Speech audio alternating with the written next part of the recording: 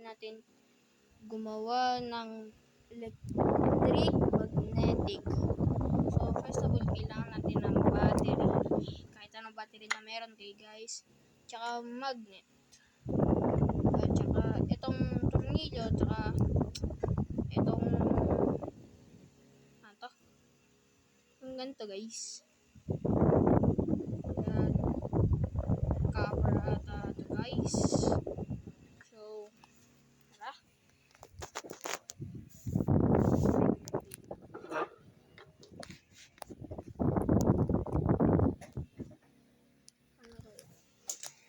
Yung ganito.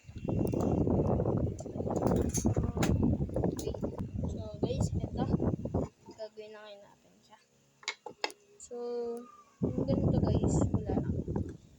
Ito lang talaga kailangan natin. Oops.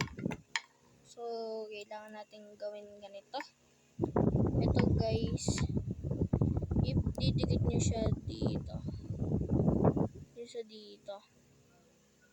Ito guys, ganyan. So, ang gagawin po natin ay papainitin natin ang ating battery. Ganito guys basta maidikit nyo siya. Madikit lang po. So, kaya po kung nahihirapan po kayo, lagyan nyo na lang ng tape. Tape guys, kung nahihirapan kayo.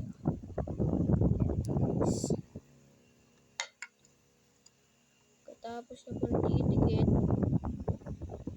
ganito na. Ipitin nyo po. Yan, tapos lagyan nyo po ng magnet.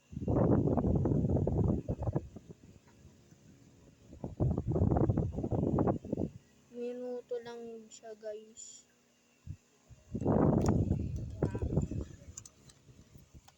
Ito na po ang ating gawa. Ay, nakadikit ba? Hindi, dito gagana pag di nakadikit.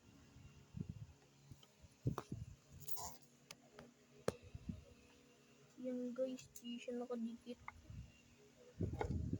Wait lang guys.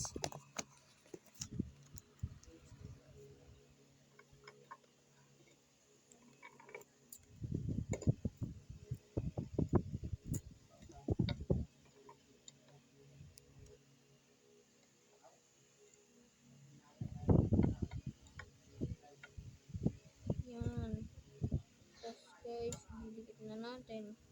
Ang magnet guys ay para pang, I don't think na magbilis tong painit. Check result. Malamig pa. So guys, wait lang tayo.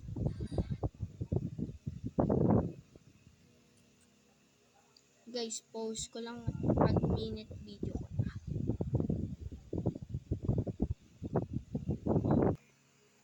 So guys, ito na guys, umiinit na siya.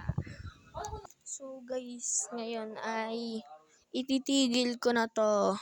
So, please like and subscribe for our new videos. Sana po guys ay tumaas ang aking